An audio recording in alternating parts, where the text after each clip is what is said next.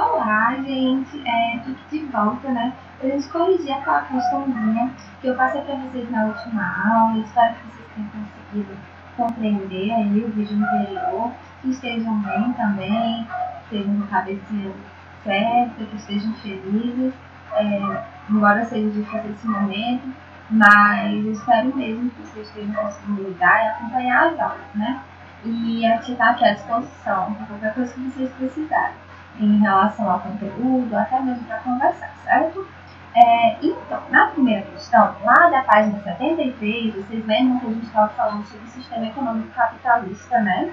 E a primeira questão que eu pedi para vocês resolverem falava assim: com base no que você estudou, defina capitalismo e cite dois fatores que impulsionaram seu surgimento.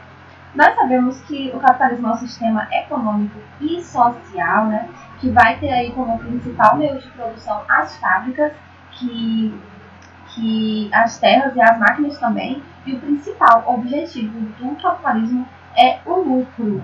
Ou seja, existe aí também a divisão social, né, entre a classe burguesa e a classe proletariada. A classe que vai deter os meios de produção vai ser a classe burguesa. É uma divisão que a gente vê desde a primeira Revolução Industrial, né?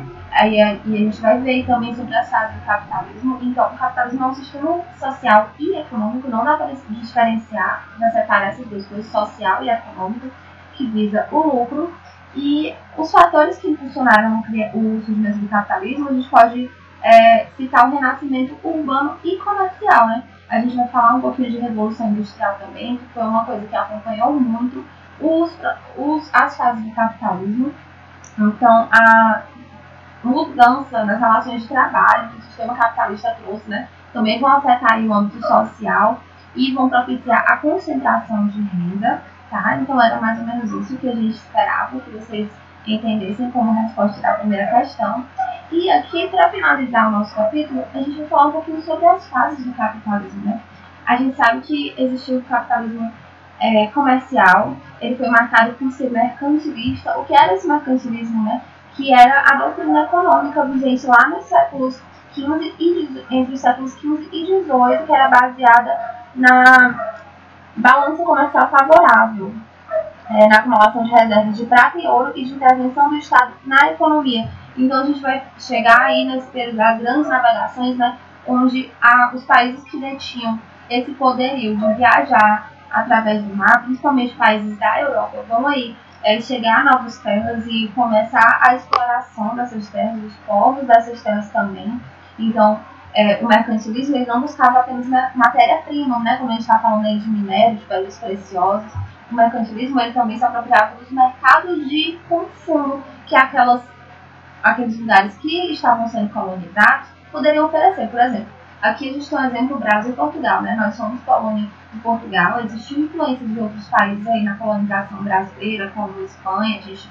Não sei se vocês lembram do Tratado de Tordesilhas, que dividia as terras brasileiras entre domínio português e espanhol, que depois Portugal ganhou tudo aí na briga, né? Então, além de explorar os povos nativos indígenas, que foram dizimados aí através de doenças novas que chegaram junto com os colonizadores, e também de exploração de mão de obra escrava dos nativos. Além disso, ainda foram trazidas pessoas negras, né, de países do continente africano para compor aqui essa classe trabalhadora escrava. As pessoas foram escravizadas e exploradas também, e elas, além de produzir aquilo, né, além da população que morava, que estava se desenvolvendo aqui no país, a partir dessas três matrizes, que era a nativa, a africana, a nativa indígena, né, a matriz africana e a matriz colonizadora,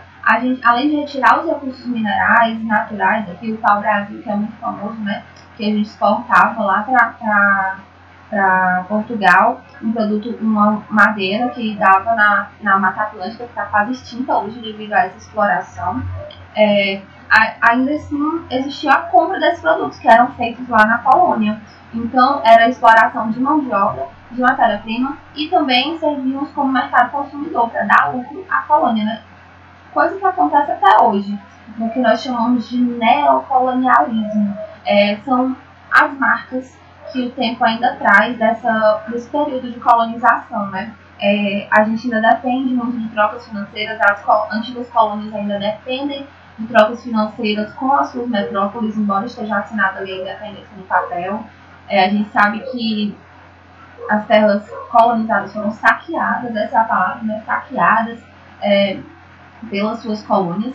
Então a gente vai ter aí a fase do capitalismo comercial. O capitalismo é o sistema social e econômico no qual nós vivemos hoje, né, até hoje, e ele foi construído a partir do colonialismo e do mercantilismo, que vai ter a primeira fase do capitalismo.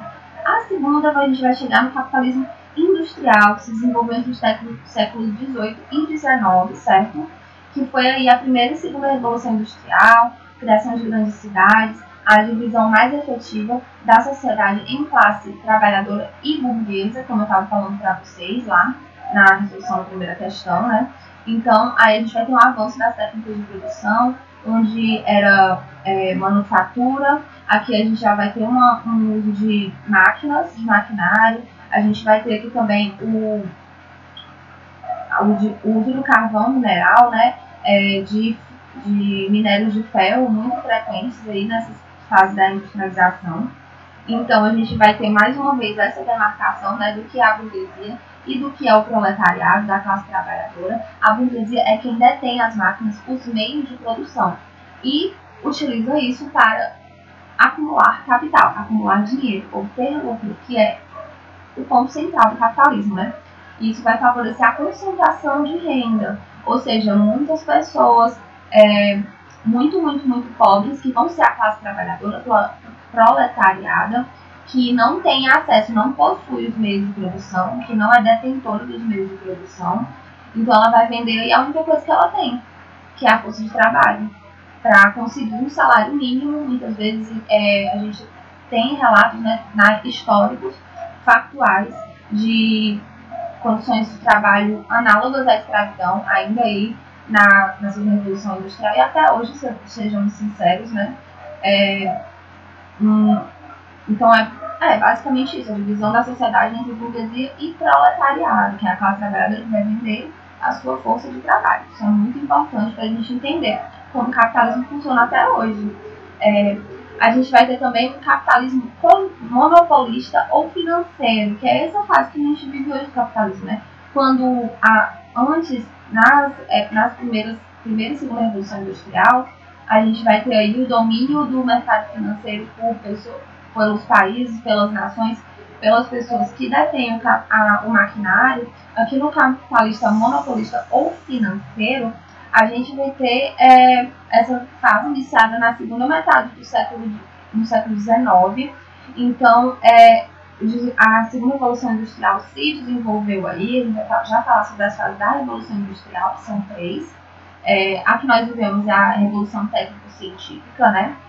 E aí a gente vai ter as transnacionais, que são empresas que estão presentes em mais de um país. Elas têm a sede em um país, mas elas exploram recursos em outros países, que vão oferecer uma mão de obra mais barata, que tem a moeda mais desvalorizada, que vão fornecer incentivos fiscais e também mercado consumidor, né?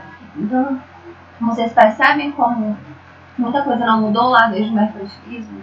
Por que a gente chama o colonialismo, né? Por que a gente chama esse modelo mundial aí de neocolonialismo? Aqui a gente vai passar para a página 72, que é a última aí com o conteúdo do capítulo do livro de vocês, né? Desse capítulo. E a gente vai falar sobre a tecnologia e as mudanças no espaço geográfico, certo? A gente sabe que muitas mudanças no mercado de trabalho ocorreram com o advento da tecnologia, das novas tecnologias. Então, o desenvolvimento de técnicas de produção, circulação e distribuição de mercadorias, elas vão ser marcadas aí pelas primeiras, segunda e terceiras fases, né, da Revolução Industrial, como eu estava comentando com vocês. Então, a gente vai ver essas mudanças econômicas e sociais através dos séculos. Na primeira Revolução Industrial, que era ali no século XVIII, foi iniciada na Inglaterra, a gente vai ter o abandono da manufatura, né, que é aquela técnica de produção com ferramentas simples, para o uso de máquinas, o emprego de máquinas, né, as produções nas fábricas mesmo, como eu falei para vocês, uma criação grande de novas profissões. Vamos ter aí o êxodo rural, a migração de pessoas do campo para a cidade, né? E, assim, a indústria era dominante na atividade econômica, no capitalismo industrial. Foi isso que solidificou aí o capitalismo industrial nos países mais ricos da Europa. Então, a gente vai ver aí também a exploração imensa de muitos povos, né? Para trabalhar nessas fábricas, condições de trabalho péssimas. Na segunda revolução industrial, no século XIX, a gente vai ver a indústria se expandindo para além do continente, né? Aí vai ter a semente das transnacionais. A gente vai ter no final da segunda revolução industrial, que é pelo século XIX, o desenvolvimento está chegando à terceira revolução industrial, tá? Que nós vivemos hoje, no século XX, XXI, né? Que é a revolução técnico-científica, onde o capital é transportado através do mundo de forma muito mais rápida, muito mais fácil, muito mais instantânea, o que amplifica a capacidade de exploração, né, dos países mais ricos em relação aos países que vão fornecer a matéria-prima, as indústrias de base, que vão ali ser produtos de menor valor agregado. A gente sabe que hoje em dia quem domina a tecnologia domina o mercado mundial, falando social, cultural e economicamente. Então, é mais ou menos isso. Eu vou pedir também para vocês responderem as questões 2, 3 e 4 da página 73, que é desse mesmo capítulo, para a gente encerrar o tempo, certo? Então, um cheiro e até mais.